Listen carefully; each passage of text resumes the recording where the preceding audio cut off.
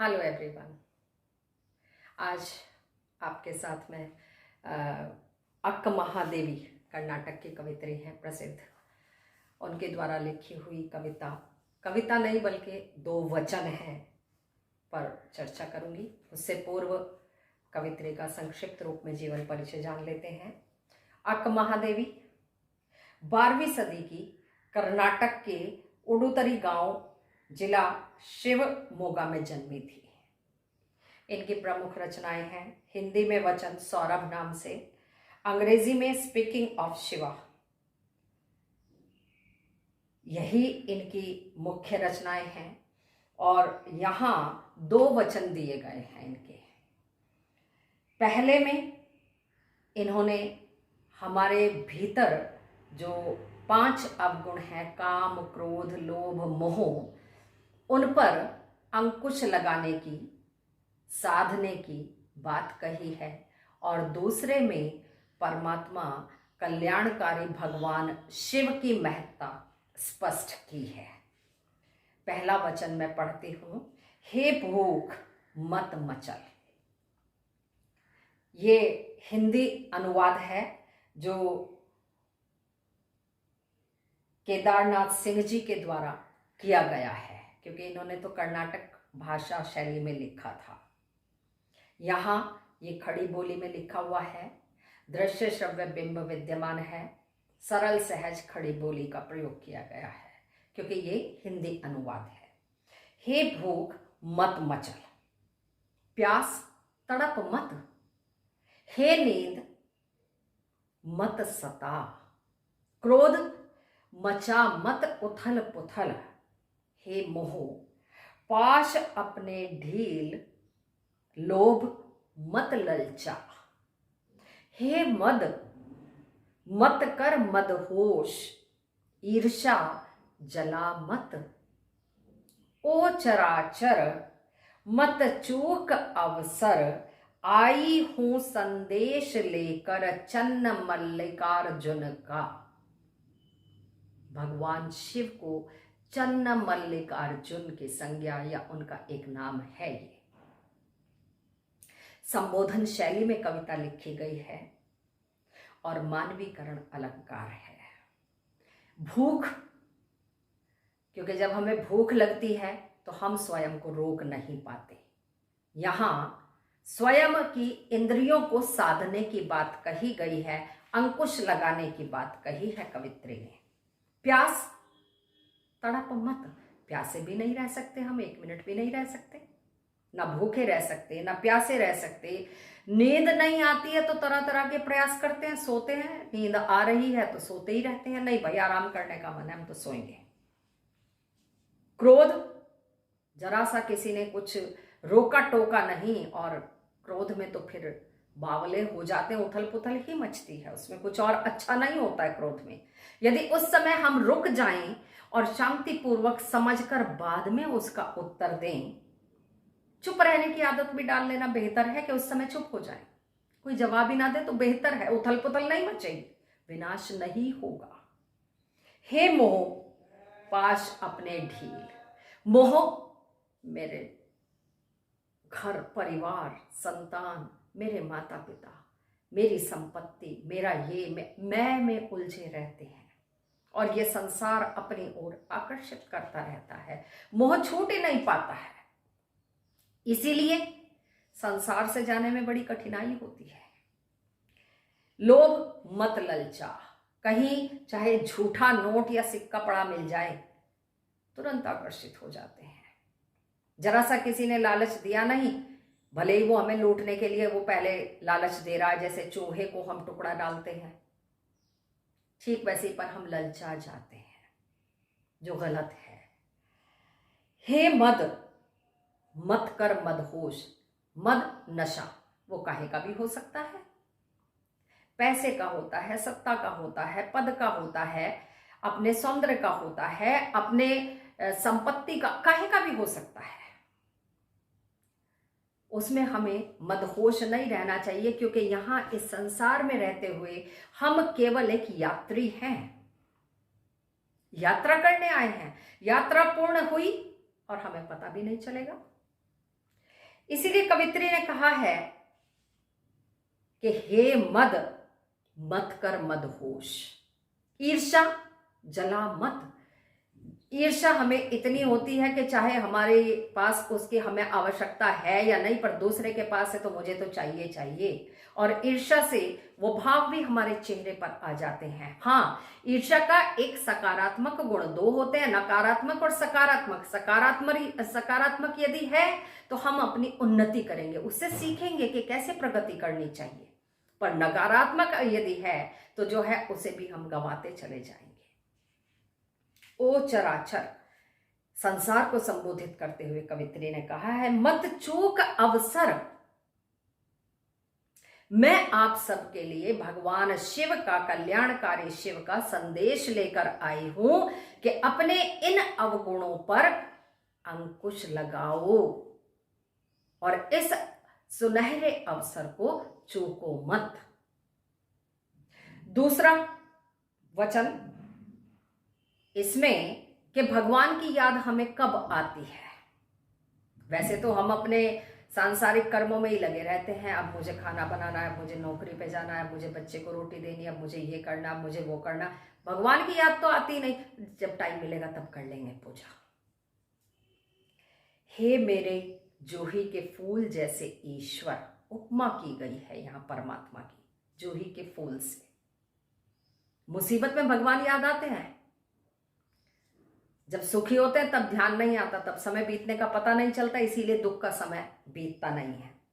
मंगवाओ मुझसे भीख, कवित्री ने कहा है, क्योंकि मैं तुम्हें उतना स्मरण, उतना ध्यान साधना नहीं करती हूं जितने की आवश्यकता है मोक्ष पाने के लिए। इसलिए हे मेरे परमात्मा, ऐसी परिस्थिति उत्पन्न करो कि मैं भीख मांगने के लिए विवश हो जाऊं, और कुछ ऐसा करो कि भूल जाऊं अपना घर पूरी तरह, यानी इस संसार से, अपने घर से, अपने परिजनों से पूरी तरह विमुक्त हो जाऊं, मोह माया के पाश से छूट जाऊं, बंधनों से मुक्त हो जाऊं,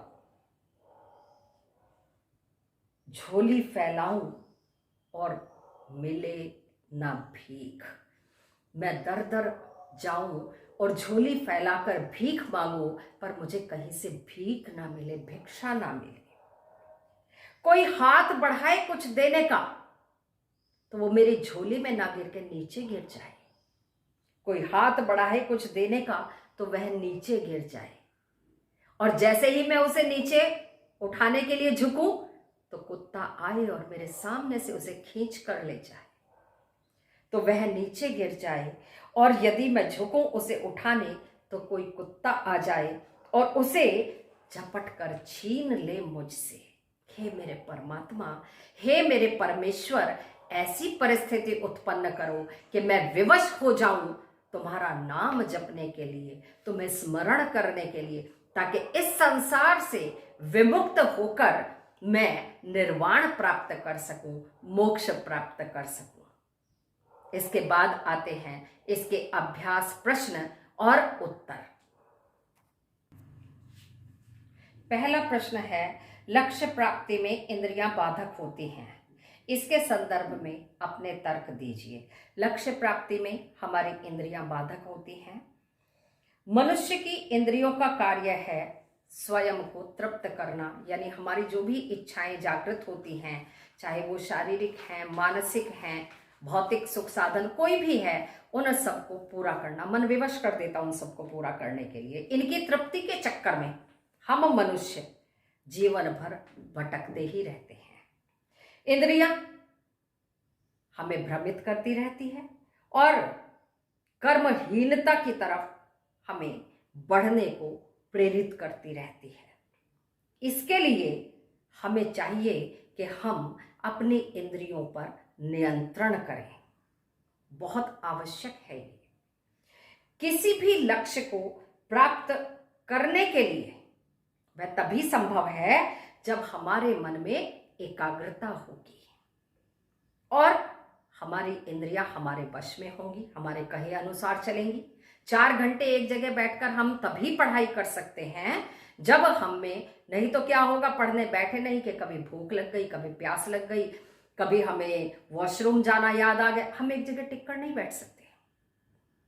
परीक्षा भवन में ही देख लो, 3-3.5 घंटे का अवधि होती है, उसमें भी बच्चे नहीं बैठ पाते हैं। यह तभी संभव है कि जब एकाग्रता के साथ लक्ष्य को निर्धारित करके निरंतर परिश्रम किया जाए। प्रत्येक लक्ष्य में हर व्यक्ति की, हर एक की इंद्रियां बाधक होती हैं, बाधा बनती हैं, उत्पन्न करती हैं, पर बुद्धि के द्वारा यदि हम उन पर नियंत्रण पा लें, उन्हें वश में कर लें, तो हमें लक्ष्य प्राप्ति से कोई रोक नहीं सकता है। सेकंड क्वेश्चन है, ओ चराचर मत चूक अवसर। इस पंक्ति का आशय स्पष्ट कीजिए। इस पंक्ति में कवित्री अक्क महादेवी का कहना है कि प्राणियों ने जो जीवन प्राप्त किया इस संसार में, उसे यदि वे शिव की भक्ति में लगा दें तो उनका कल्याण हो सकता है, संभव हो जाएगा। समय बीत जाने के बाद फिर ऐसा नहीं है कि बुढ़ापे में आकर हम व्यायाम शुरू कर दें, एक्सरसाइज शुरू कर दें, पूजा पाठ शुरू कर दें, सारी जिंदगी हम कुछ भी ना करें और फिर हम कहें नहीं देखो भगवान हम तो इतने दिन से कर रहे हैं, अब हमें स्वस्थ भी रहना है, अब हमें निर्वाण भी दो। ऐसा नहीं है, निरंतर प्रयास होता है और अपने शरीर को, अपनी आत्मा को, अपनी इंद्रियों को हमें साधना ही होता है और वह होता है अनुशासन से। बाद में कुछ भी प्राप्त नहीं होने वाला है। इसीलिए मनुष्य को अपनी इंद्रियों को अपने वश में रखते हुए सांसारिक मोह माया में उलझे न रहते हुए, वैसे तो उलझे रहेंगे पर उनसे हमें एक दूरी बनानी होगी। स्वयं का डिसिप्लिन है हमारा ये। यदि हम इन्हीं चक्करों में उलझे रहे तो फिर हम ईश्वर प्राप्ति का वह अवसर चूक जाएंगे जो यहां हमें अक्क महादेवी ने बताया है। नेक्स्ट क्वेश्चन आता है, ईश्वर के लिए किस दृष्टांत का प्रयोग किया गया है? ईश्वर और उसके साम्य का आधार भी स्पष्ट कीजिए। ईश्वर के लिए जूही के फूल का दृष्टांत यहां दिया गया है। जूही का फूल बहुत कोमल होता है, सात्विक होता है, पवित्र होता है, सुगंध से भरपूर होता है, सफेद रंग का होता है। ठीक वैसे ही परमात्मा का अस्तित्व है। यह लोगों का मन अपनी ओर आकर्षित करता है। बिना किसी भेदभाव को कोई ऐसा नहीं करता कि इस व्यक्ति को मैं अपनी खुशबू सुगंध प्रदान करूंगा, इसको नहीं करूंगा। नहीं, ऐसा नहीं, किसी के प्रति कोई भेदभाव नहीं होता उसके मन में। इसी प्रकार ईश्वर है, उसका अस्तित्व है, वह सभी प्राणियों को सुख प्रदान करते हैं, आनंद प्रदान करते हैं। वह किसी में भी किसी तरह का कोई भेदभाव नहीं करते हैं, सबका कल्याण करते हैं। वो एक अलग बात है कि हमने अपने अनुसार उनके अलग अलग नाम गढ़ रखे हैं। नेक्स्ट क्वेश्चन है, अपना घर से क्या तात्पर्य है? इसे भूलने की बात कवित्री ने क्यों कही है? अपना घर से आशय है मोह माया से युक्त ये सांसारिक जीवन। व्यक्ति इस घर में लगाव महसूस करता है, मोह में बंधा रहता है और वह इसे बनाने और बचाने के लिए 99 के फेर में ही उलझा रहता है, ऐसे ही जीवन बीत जाता है। कवित्री उसे ही भूलने की बात कहती है, क्योंकि घर की मोह ममता को छोड़े बिना, उसे त्यागे बिना ईश्वर में ध्यान लगाना संभव नहीं है, प्राप्त तो किया ही नहीं जा सकता। इसीलिए कवित्री ने घर का मोह छूटने के बाद हर संबंध समाप्त होने की बात कही है, क्योंकि घर का मोह छूटेगा तो सबसे संबंध समाप्त होगा, इस संसार से हम विमुक्त होंगे और भगवान की भक्ति में रम जाएंगे। तभी एकाग्रचित होकर हम परमात्मा का स्मरण कर सकते हैं, ध्यान साधना कर सकते हैं। और आज का अंतिम क्वेश्चन है, दूसरे वचन में ईश्वर से क्या कामना की है और क्यों? दूसरे वचन में परमात्मा से कवित्री ने यह कामना की है कि मुझसे सब कुछ छीन लो। कवित्री परमात्मा से यह प्रार्थना करती है कि वह उससे सभी तरह के भौतिक सुख साधन संबंध सब कुछ छीन ले। वह ऐसी परिस्थिति उसके लिए उत्पन्न करे कि वह भिक्षा मांगने के लिए विवश हो जाए, और भिक्षा मांगने पर भी क्या हो कि उसे मिले नहीं, पहले तो कोई दे नहीं, और यदि कोई उसे देना भी चाहे तो वो उसकी झोली में ना आए, झोली में आए नहीं, नीचे गिर जाए, और यदि वह उसे प्राप्त करना चाहे झुके उठाने के लिए तो भी कुत्ता आकर छीन ले, उसके सामने से झपट कर ले जाए। क्योंकि यदि ऐसी परिस्थिति उसके सामने नहीं होगी तो वो परमात्मा का स्मरण नहीं करेगी। ऐसी विकट परिस्थिति होने पर ही वह परमात्मा का स्मरण करेगी और पूरे तरीके से अपने आप को परमात्मा को समर्पित कर उसमें लीन हो जाएगी। तभी ईश्वर प्राप्ति संभव है, उसका कल्याण हो सकता है और उसे निर्वाण की प्राप्ति हो सकती है। सो स्टूडेंट्स, इस अंक में यहीं तक मैं वाणी को विराम देती हूँ। अगले अंक में नए विषय के साथ आपके समक्ष आऊंगी। धन्यवाद।